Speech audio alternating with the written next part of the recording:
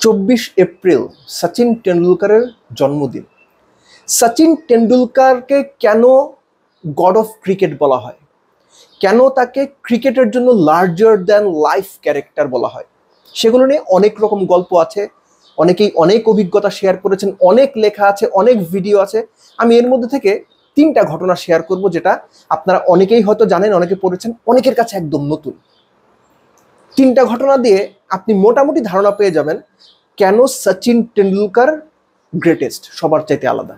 Number 1 ঘটনা, 2003 বিশ্বকাপ পাকিস্তানের বিপক্ষে ম্যাচ। টেন্ডুলকারের 100টা সেঞ্চুরি, 100তম সেঞ্চুরি তো আমি মাঠে বসেই দেখেছি, অনেকগুলো সেঞ্চুরি আমি টিভিতে দেখেছি, কিন্তু আমার কাছে এখনো পর্যন্ত পাকিস্তানের বিপক্ষে করা ওই 98 রানের ইনিংসটা, 75 বলে, সাদা বলের ক্রিকেটে আমার দেখা টেন্ডুলকারের সেরা ইনিংস। তো পাকিস্তান যখন 275 করে ফেললো, ব্যাটিংয়ে যাওয়ার আগে সৌরভ গাঙ্গুলি, ওই সময়ের ক্যাপ্টেন, ভারতীয় ক্যাপ্টেন, টিম মিটিংয়ে বলেছিলেন যে 8-10 ওভার পর্যন্ত একটু রয়েস হয়ে তারপর তারা তাদের ওই স্ট্রোক প্লেটা শুরু করেন, যেন এরকম একটা রিকোয়েস্ট ছিল দুই ওপেনার বীরেন্দ্র সেহওয়াগ এবং সচিন টেন্ডুলকারের কাছে। যখন তারা মাঠে নামছিলেন দুই ওপেনার, তখন সেহওয়াগ সচিন টেন্ডুলকারকে জিজ্ঞেস করেছিলেন যে পাজি কি করব। সচিন রিপ্লাইতে হিন্দিতে যেটা সেহওয়াগকে বলেছিলেন, তার বাংলাটা অনেকটা এরকম, পাকিস্তানকে মারতে হবে। মাঠে নামলেন, ঘাসে পা দিয়ে 2 স্টেপ দিতে না দিতেই সেহওয়াগ সচিন টেন্ডুলকারকে বললেন যে তিনি কখনো ওয়াসিম আকরামের বল খেলেননি, ওয়াসিম আকরাম, দ্য গ্রেট ওয়াসিম আকরাম, তার বল খেলেননি, তো সচিন স্ট্রাইক নেবেন কিনা, বা তাকে স্ট্রাইক নেওয়ার জন্য অনুরোধ করেছিলেন। কেননা ওই ওয়ার্ল্ড কাপে 2003 সাউথ আফ্রিকা বিশ্বকাপে প্রতিটা ম্যাচেই সচিন নন স্ট্রাইকে থেকে ইনিংস শুরু করতেন, এবং সেটাতে তিনি রানও পাচ্ছিলেন, ভালো খেলছিলেন, তখনও পর্যন্ত ওই বিশ্বকাপে top scorer. Sehwag junior colleague একবার শুধু বলেছেন, সচিন দ্বিতীয়বার সেটা নিয়ে আর কোনো কথা বলেননি। সচিন দ্বিতীয়বার কোনো রকম চিন্তার মধ্যে যাননি, তিনি সরাসরি স্ট্রাইকিং এন্ডে চলে গিয়েছেন। পাকিস্তানের বিপক্ষে ওরকম একটা ক্রুশাল ক্রাঞ্চ ম্যাচে, যেখানে 275 এখনকার দিনে 350 চেস করার মতো, শোয়েব আক্তার, ওয়াসিম আকরাম তাদের মতো বোলিং লাইন আপের এগেনস্টে, এবং ওই সময়ে ওয়াসিম আকরামকে ফেস করা, সচিন দ্বিতীয়বার ভাবেননি। That is Sachin Tendulkar for you, যিনি ওই চ্যালেঞ্জটা নিতে জানেন, যিনি কোনো কভার ড্রাইভ না খেলে টেস্টে 200 করতে পারেন। একটা উদাহরণ আপনি আর দেখাতে পারবেন না গ্লোবাল ক্রিকেটে। এবং ইন্টারেস্টিং পার্ট হচ্ছে, গৌতম ভট্টাচার্য, ভারতের প্রখ্যাত সাংবাদিক, তার একটা ইন্টারভিউতে বা কোনো একটা বক্তব্যে বলেছিলেন যে ওই ম্যাচের পরে, পাকিস্তান ম্যাচের পরে, তারা টিম হোটেলে, ভারতীয় দল যে হোটেলে ছিল সেই হোটেলে সচিন টেন্ডুলকারকে সব সাংবাদিকরা খুঁজে বেড়াচ্ছিল, যে ওরকম একটা ইনিংস, ওরকম একটা ব্লিস্টারিং ইনিংস। আমার তো মনে হয় শোয়েব আক্তারকে তিনি যে আপার কাটটা মেরেছিলেন, ওই ম্যাচ যারা দেখেছিলেন এখনো তাদের চোখে ভেসে আছে। মানে আমার দেখা, আমি আবারও বলি, আমার দেখা সচিন টেন্ডুলকারের হোয়াইট বল ক্রিকেটে গ্রেটেস্ট ইনিংস, পাকিস্তানের বিপক্ষে সেঞ্চুরিয়ানের ওই 98 রান। যাই হোক, তো ভারতীয় সাংবাদিকরা সচিন টেন্ডুলকারকে খুঁজছেন টিম হোটেলে, তাকে কোথাও পাওয়া যাচ্ছে না। রাহুল দ্রাবিড়, সৌরভ গাঙ্গুলি, কুম্বলে কেউই সচিনের খোঁজ দিতে পারছেন না। খুঁজতে খুঁজতে দেখা গেল তার রুম থেকে হালকা একটা নীল আলো আসছে। নক করা হলো, নক করার পর স্বয়ং সচিন টেন্ডুলকার রুম থেকে বের হলেন। বের হওয়ার পর সাংবাদিক তাকে জিজ্ঞেস করলেন যে আপনি রুম অন্ধকার ঘরে কি করছেন। তিনি বলছিলেন যে অন্ধকার ঘরে বসে তিনি টিভিতে ব্রেট লির বোলিং দেখছিলেন, কেননা ব্রেট লিকে ফাইনালে ফেস করতে হতে পারে, এবং ওই বিশ্বকাপেরই শুরুর যে গ্রুপ স্টেজ, সেই গ্রুপ স্টেজে অস্ট্রেলিয়ার বিপক্ষে ভারত 125-30 রান অল আউট হয়ে গিয়েছিল।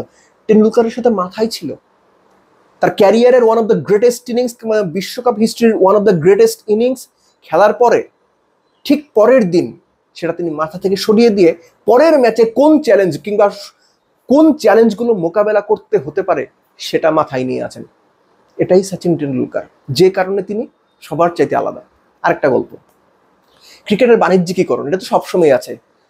প্লেয়াররা মডেল হন, প্লেয়াররা ব্র্যান্ড অ্যাম্বাসেডর হন, প্লেয়াররা বিভিন্ন জিনিস উদ্বোধন করেন। ওই সময় ভারতের ইংল্যান্ড ট্যুর, সচিন টেন্ডুলকার পেপসির ব্র্যান্ড অ্যাম্বাসেডর। তার একটা নিয়ম ছিল যে তিনি সিরিজ শুরু হয়ে গেলে, সিরিজ চলাকালীন যত বড় গ্যাপই থাক, কখনো কোনো দিন কোনো বাণিজ্যিক পণ্যের বিজ্ঞাপন করেননি। বিরাট কোহলি করেছেন, রাহুল দ্রাবিড় করেছেন, সৌরভ গাঙ্গুলি করেছেন, মহেন্দ্র সিং ধোনি করেছেন, ইন্ডিয়ার টপ প্লেয়ার যারা সবাই করেছেন except one man, that is Sachin Ramesh Tendulkar. তো ওই সময়ে সচিনের এক বন্ধু ফটোগ্রাফার ছিলেন, আতুল কি যেন নাম, এক্সাক্ট নামটা আমার মনে নেই, ভদ্রলোকের নাম আতুল, সচিনের খুব ঘনিষ্ঠ বন্ধু। পেপসির তরফ থেকে তাকে বলা হয় যে গো টু ইংল্যান্ড এবং নতুন করে পেপসির জন্য কিছু ফটোশুট করতে হবে।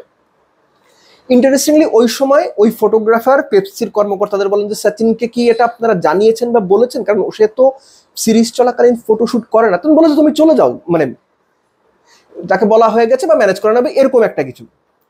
তিনি গেলেন এবং ভারতীয় দল যে হোটেলে উঠেছে সেখানেই তিনি চেক ইন করার সময় ভারতীয় দল প্র্যাকটিসে বেরোচ্ছে, ওই সময় অতুলের সঙ্গে ফটোগ্রাফারের সঙ্গে সচিনের দেখা। সচিন জিজ্ঞাসা করে তুমি এখানে?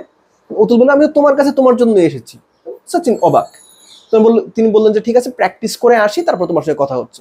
প্র্যাকটিস করে সচিন এসে আতুলকে নিয়ে ডিনারে গেলেন। ডিনারে গেলে যখন পুরো ঘটনাটা জানলেন, তিনি জানলেন যে একটা থেকে আরেকটা টেস্টের মাঝখানে 8-9 দিনের একটা গ্যাপ আছে, এর মধ্যে একটা দিন টেন্ডুলকারকে পেপসির পক্ষ থেকে রিকোয়েস্ট করা হয়েছে বা বলা হয়েছে যে তিনি যেন একটা দিন সময় বের করে ফটোশুট করেন। সচিন টেন্ডুলকার অতুলকে স্ট্রেইট বলে দিয়েছেন যে তোমাকে পাঠানোর, যেহেতু বন্ধু, তোমাকে পাঠানোর উদ্দেশ্যই হচ্ছে যে তোমাকে আমি না করতে পারবো না, কিন্তু তোমাকেও আমি না করতে পারি। ক্রিকেটের উপরে কোনো কিছু নেই, যেহেতু সিরিজ শুরু হয়ে গেছে, যেহেতু সিরিজ অনগোয়িং, আমি বিজ্ঞাপনের ফটো শুট করব না, কোনোভাবেই না, কোনো কিছুতে না। Go and tell the Pepsi authority, আমি তাদেরও বলে দিয়েছি। তো অতুল তার 1-2 দিন পরেই ভারতে ফিরে এসেছেন এবং সেখানে বলা হয় যে অতুল আস্তে আস্তে ভাবছিলেন যে এজন্যই তিনি সচিন টেন্ডুলকার, যেখানে অহরহ ক্রিকেটাররা সিরিজ চলাকালীন তো বটেই, ম্যাচের শেষে গিয়ে ফটোশুট করে, ম্যাচের শেষে গিয়ে ব্র্যান্ড অ্যাম্বাসেডর হবার কাগজ সই করে, ম্যাচের শেষে গিয়ে যে কোনো কিছুর উদ্বোধন করে, সেখানে সচিন টেন্ডুলকার 2 টেস্টের মাঝখানে 8-9 দিনের গ্যাপ থাকা সত্ত্বেও পেপসির মতো কোম্পানির সঙ্গে বড় চুক্তি থাকার পরও তিনি ফটোশুট করেননি, জীবনে ক্যারিয়ারে কোনোদিন করেননি। ক্রিকেট সচিন টেন্ডুলকার কাছে ধর্মের মতো। এই ধর্মের মতো দিয়ে আরেকটা উদাহরণ দিয়ে শেষ করবো আমি, সেটা হচ্ছে সচিন টেন্ডুলকারের নামে একটা বই আছে সাচ নাম, যেটা গৌতম ভট্টাচার্য লিখেছিলেন। ইনফ্যাক্ট এই গল্পটা আমি গৌতম ভট্টাচার্যের মুখেই শুনেছি। সেটা হচ্ছে তার সেই বই যেদিন উদ্বোধন হবে, সেটা 2011 সনে যেদিন উদ্বোধন হবে তার ওই দিনই সম্ভবত, আমার ঠিক মনে নেই, ফেব্রুয়ারি মাসের কোনো একটা সময় 9-10 তারিখে 2011-তে, ওই দিন থেকে ভারতীয় দলের কন্ডিশনিং ক্যাম্প শুরু হয়েছে। তো ওই অনুষ্ঠানে রাহুল দ্রাবিড় যাবেন, কুম্বলে যাবেন, Mahendra Singh Dhoni, that time the captain of Indian team, তিনি পর্যন্ত যাওয়ার জন্য রাজি হয়েছেন, সবই ঠিক আছে। হঠাৎ করে সচিন টেন্ডুলকার বললেন যে আমি কিন্তু বই উদ্বোধনের, খেয়াল করেন সচিনকে নিয়ে লেখা বই, সচিনের কনসেন্ট নিয়ে লেখা বই, এবং ওই বইয়ের কয়েকটা অংশ সচিন নিজে এডিট করে দিয়েছেন, সবকিছু তার কথা অনুযায়ী। কিন্তু বই যেদিন লঞ্চ করা হবে মঞ্চে, ওই মঞ্চে সচিন টেন্ডুলকার উঠবেন না। কেন উঠবেন না? কারণ ওই যে বিশ্বকাপের কন্ডিশনিং ক্যাম্প শুরু হয়ে গেছে, সচিন বই হাতে মঞ্চে দাঁড়াবেন না, স্ট্রেট জানিয়ে দিয়েছেন লেখক পাবলিশার দুজনকেই। তাদের তো মাথায় হাতে, আরে যাকে নিয়ে বই, যাকে নিয়ে আয়োজন, যাকে নিয়ে এত কিছু, তিনি মঞ্চে না উঠলে কিভাবে? টেন্ডুলকারের এক কথা, সিরিজ শুরু হয়ে গেছে, যেদিন থেকে কন্ডিশনিং ক্যাম্প শুরু সেদিন থেকেই আমি সচিন টেন্ডুলকার, আমার বিশ্বকাপ শুরু, আমি মঞ্চে উঠবো না, বই হাতে নেব না, কিন্তু বইয়ের অনুষ্ঠানে যাব, আমি সেখানে বসে থেকে পুরো অনুষ্ঠানটা দেখব। সচিন টেন্ডুলকার অনুষ্ঠানে গেলেন, পরে অনেক অনুনয় বিনয়ের পরে শেষ পর্যন্ত, সম্ভবত যদি ভুল না জেনে থাকি আর কি, আমার জানাটা ভুল হতে পারে বা মনে করাটা ভুল হতে পারে, রাহুল দ্রাবিড় এবং মহেন্দ্র সিং ধোনি, এই 2 জনের অনুরোধে পরবর্তীতে সচিন টেন্ডুলকার শুধুমাত্র একটা ফুল নেওয়ার জন্য স্টেজে উঠেছিলেন, বই একবারের জন্য হাতে নেননি। কেননা ওটা একটা বাণিজ্যিক অনুষ্ঠান ছিল, তার নিজের নামে বই, সেটার প্রকাশনা, কিন্তু আলটিমেটলি সেটা একটা বাণিজ্যিক অনুষ্ঠান। তো ওই বইয়ের হিন্দি ভার্সনটা উদ্বোধন করেছিলেন অনিল কুম্বলে এবং প্রবাবলি রাহুল দ্রাবিড়, এক্সাক্ট আমার মনে নেই। আর ইংরেজি ভার্সনটা উদ্বোধন করেছিলেন মহেন্দ্র সিং ধোনি, এবং মহেন্দ্র সিং ধোনি ওই বইয়ের প্রিফেসে লিখেছিলেন যে ক্রিকেট যদি রামচন্দ্র, আপনারা অনেকেই জানেন যে হিন্দু ধর্মের অন্যতম সেরা অবতার বা দেবতা হোয়াটএভার, সেই ক্রিকেট যদি রামচন্দ্র হয়, তাহলে সচিন টেন্ডুলকার হচ্ছেন বীর হনুমান, যিনি রামের সবচেয়ে বড় ভক্ত। এবং এই যে আমি উদাহরণটা দিলাম, এটা ওই রিফ্লেকশনটা করে যে ক্রিকেটের প্রতি সচিনের ডেডিকেশন, ক্রিকেটটাকে তিনি ধর্মের মতো দেখতেন, কোনো লোভের কারণে, কোনো প্রত্যাশার কারণে তিনি তার ক্রিকেটটা ক্ষতিগ্রস্ত হোক সেটা একদিনের জন্য করেননি। এই কারণেই তিনি সচিন টেন্ডুলকার হতে পেরেছেন। লাস্টলি একটা উদাহরণ দিয়ে শেষ করি। 2015 বিশ্বকাপের সময় মতো বাংলাদেশের ক্যাপ্টেন মাশরাফি বিন মুর্তজা, তাকে নিয়ে একটা বই লেখা হয়েছিল, বইয়ের নাম মাশরাফি। সেই বই প্রকাশের অনুষ্ঠানে এবং অন্যান্য সময়ও আমরা দেখেছি এর আগে যে বাংলাদেশের পুরো দল গিয়ে ওই স্টেজে হাজির হয়েছে, স্টেজে উঠেছে। আমি উদাহরণ দিয়ে কাউকে খাটো করছি না, আমি জাস্ট বোঝানোর চেষ্টা করছি যে ভালো, লিজেন্ড, গ্রেট এবং গ্রেটেস্টের মধ্যে যে পার্থক্যটা, এই পার্থক্যটা এই জিনিসগুলো দিয়ে ডিফাইন করা যায়। এই কারণেই সচিন টেন্ডুলকার অনেকের কাছে greatest ever cricketer.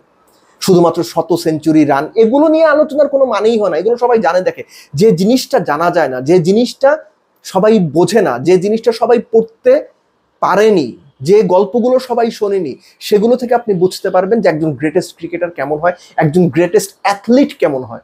Sachin Tendulkar is such a character যাকে ওই বেঞ্চমার্ক দিয়ে ওই জায়গাটাতে নিয়ে যাওয়া যায়। ক্রিকেটটাকে তিনি ধর্মের মতোই পূজা করেছেন, ধর্মের জায়গাতেই রেখেছেন, এবং সর্বোপরি ক্রিকেটের সঙ্গে সাংঘর্ষিক হয়, কোনো কারণে ক্রিকেটটা প্রশ্নবিদ্ধ হয়, এমন কোনো কিছু সচিন টেন্ডুলকার তার ক্রিকেট ক্যারিয়ারে করেননি। এবং তার মতো একজন ঐশ্বরিক ক্ষমতা সম্পন্ন, ঐশ্বরিক ক্রিকেটীয় গুণাবলী সম্পর্ক একজন ক্রিকেটার এত পরিশ্রমী হয়, সেটাও সচিনকে দেখেই শেখার। কেননা শুধুমাত্র প্রতিভা দিয়ে যে খুব বেশি কিছু হয় না, পরিশ্রমী সবকিছুর মূলে, এবং পরিশ্রমের সঙ্গে প্রতিভার মিশেলেই যে দারুণ কিছু হয়, সচিন সেটার আরেকটা উদাহরণ। এই 3টা গল্প আমি এই জন্য বললাম, অনেকেই, যেটা শুরুতে বলছিলাম, অনেকেই গল্পগুলো জানেন, অনেকের কাছে এই গল্পগুলো একেবারে নতুন। অনেকে একটা কথা বলবেন আপনাকে যে লর্ড স্টেডিয়ামের কোনো একটা জায়গায় লেখা আছে ক্রিকেট ক্রিয়েটস ক্যারেক্টার। খুবই সত্যি কথা। তো সচিন কিংবা সচিন রমেশ টেন্ডুলকার হচ্ছে সেই ব্যক্তি যিনি ক্রিকেটের ওই ক্যারেক্টারটা নিজের মধ্যে নিতে পেরেছেন বা নিতে পেরেছিলেন, এবং ক্রিকেটটাকে ঠিক সেভাবেই তিনি দিয়েছেন, ক্রিকেটও তাকে 2 হাত ভরে দিয়েছে। আর এখানেই হচ্ছে অন্যদের চাইতে সচিন রমেশ টেন্ডুলকারের যে পার্থক্য, এখানেই অন্যদের চাইতে সচিন রমেশ টেন্ডুলকার আলাদা।